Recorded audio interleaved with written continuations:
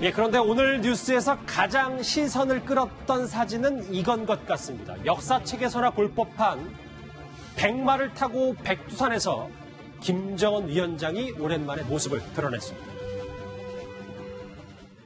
김정은 동지께서 백두의 천문을 마시며 무소 백마를 타시고 백두산봉에 오르시었습니다.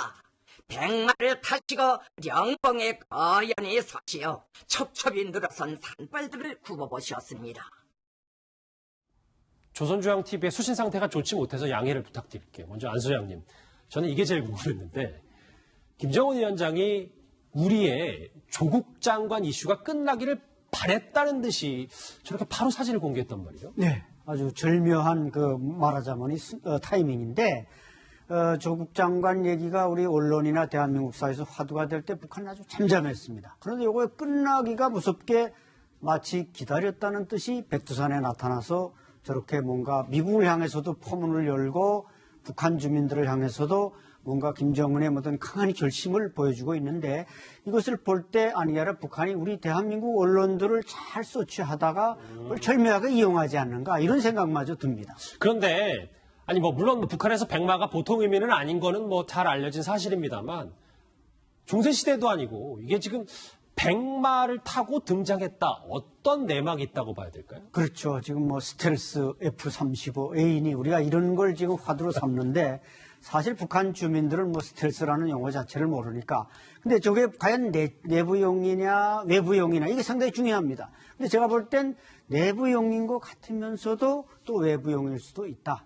김정은은 이때까지 장성택 초영이라든지 2013년 여러 차례 중대한 결심을 내릴 때 백두산을 갔습니다. 이번엔 아주 또 절묘하게 첫눈이 내린 걸 맞춰서 가서 이제 삼지연도 현지지도 하면서 자력갱생도 강조하고 아주 북한 경제가 지금 벼랑 끝에 선 것을 강조하지만 보다 중요한 것은 어제부터 북한이 지난 6일이 그 싱가포르 회담 이후에 절대 미국이라는 나라를 콕 집어서 말한 적이 없는데 미국을 아주 위협의 괴수로 표현하면서 포문을 열었다는 것. 이것은 뭔가 이번에 중대 결심이 있었지 않나 이런 걸 예감하게 해주고 있습니다. 사실 요즘 요격 미사일 시스템도 최첨단화되고 있는데 오히려 저렇게 백마를 타고 등장하니까 더 눈길이 가는 건 맞는 것 같은데 이렇게 중대 결심을 한 거 아니냐라는 김정은 위원장 미국에게 경고장을 날렸습니다. 어찌 보면 최후 통첩일 수도 있겠습니다.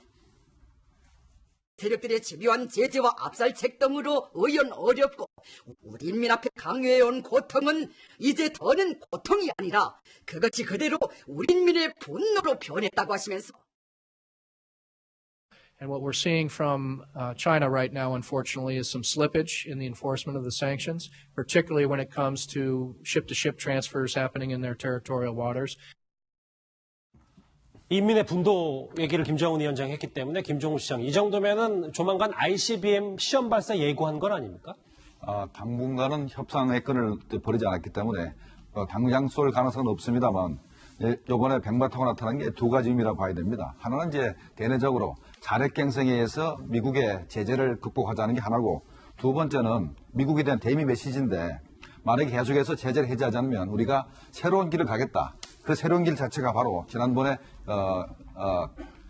북한의 협상 대표가 한 말이 있죠. 끔찍한 사변을 경고를 했는데 바로 끔찍한 사변 자체가 바로 ICBM이라든가 핵실험을 의미하기 때문에 바로 이 백마의 의미가 바로 이렇게 대내적이고 대외적인 메시지를 전부 다 가지고 있다고 생각이 됩니다. 자, 그런데 김정은 위원장이 백마를 타는 건 이번이 처음은 아니기 때문에 다양한 해석이 또 나오고 있습니다. 신 장군님께서 얼마나 신나게 말을 잘 타시고 총을 잘 쏘셨는지 이날 백두산의 대장수이신 김일성 대원수님께서와 백두산의 여장수이신 김정숙 어머님께서 백두산의 아들이 다르긴 다르구나, 훌륭한 장수감이로구나 하면서 기뻐하셨습니다. 백마 얘기 한 번만 더 할게요. 왜냐하면 안찬 소장님, 이게 백마가 원래 백두혈통을 상징하는 북한에서는 최고 존엄과 비슷한 겁니까? 맞습니다. 이제 백두혈통이고 최고 사령관, 그러니까 김일성이 과거 빨치산할 때 뭐 제가 볼 땐 백마만 타지 않고 다른 말도 가끔 탔겠지만 꼭 그 사람은 백마 탄 거로 돼 있고 그것이 세습이 돼 내려와서 오늘날도 김정일에 이어서 김정은 위원장도 꼭 백마를 탔다. 백마를 탔다는 것은 그 최고 사령관이고 북한을 진두에서 지휘하는 이제 최고 지도자다 이런 걸 상징하기 때문에 언제나 백마를 쫙 상징적으로 이렇게 내세워서 그 리더십을 강조하고 있습니다. 사실 김정은 위원장이 이렇게 백두산에서 백마를 타고 나타난 자신감을 표현할 수도 있는 게 오늘 동아일보에 나온 한 미 연구원의 얘기인데 신 대표님. 물론 뭐 저희가 위험을 조장하는 건 아니고 상상하기도 싫지만 핵폭탄을 서울에 투하했을 때 300만 명 넘게 즉사한다는 분석을 내놨더라고요.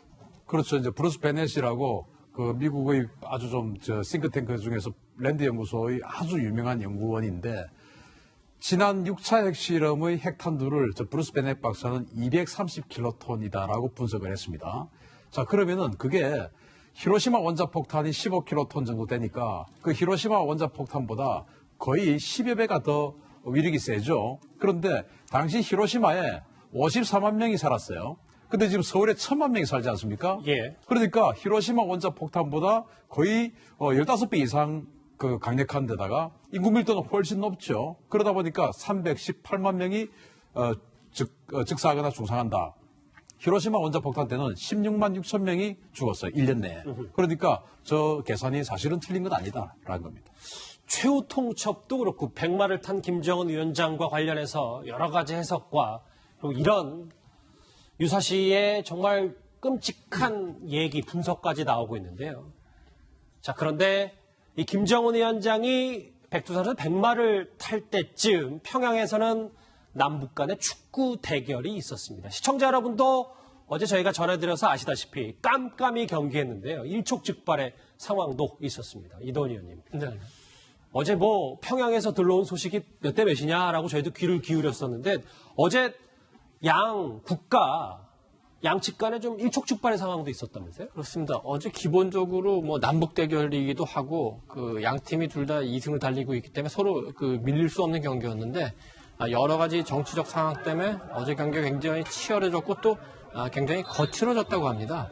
그래서 경기 중간에 한번 감정이 격해지면서 충돌하는 상황이 있었는데 우리 팀 주장 손흥민 선수가 북한 선수단 지금 저 그림에 보이시죠? 맞아요. 빨간 유니폼을 입은 북한 선수단 사이에 우리 손흥민 선수가 들어가서 말리는 장면이 연출이 됐습니다. 손흥민 선수는 우리나라의 주장이기도 하지만 또 세계적인 스타 플레이어이기 때문에 북한 선수들도 잘 알고 그렇기 때문에 세계적 스타 플레이어들은 북한에서도 어느 정도 인정을 해주기 때문에 조금 이제 다독일 수 있는 측면이 있는데 2003년에 평양의 류경체육관에서 남북이 농구 대결을 한 적이 있습니다. 그때 북한의 이리명훈이라고 2m 17의 굉장히 유명한 장신 선수가 있었고, 예. 우리나라는 허재 선수가 있었습니다.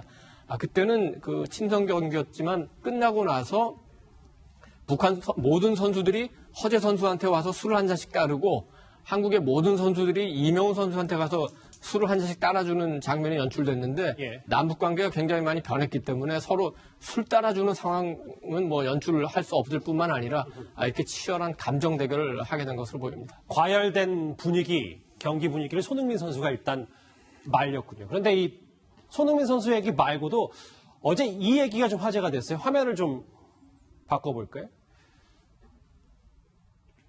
다단계 통신이라고 우리가 지금 몇 대 몇인지 알 수 있는 게 거의 조선시대 봉화 수준이라는데 이도원 의원님. 네. 선수들이 휴대전화도 못 갖고 들어와서 자명종 30개를 공수를 해서 알람을 맞춰놨더라고요. 그렇습니다. 휴대전화나 여러 가지 디지털 노트북 이런 디지털 기기는 만약에 미국의 부품이 포함되어 있어도 그게 제재 품목이기 때문에 북한으로 반입이 안 됩니다.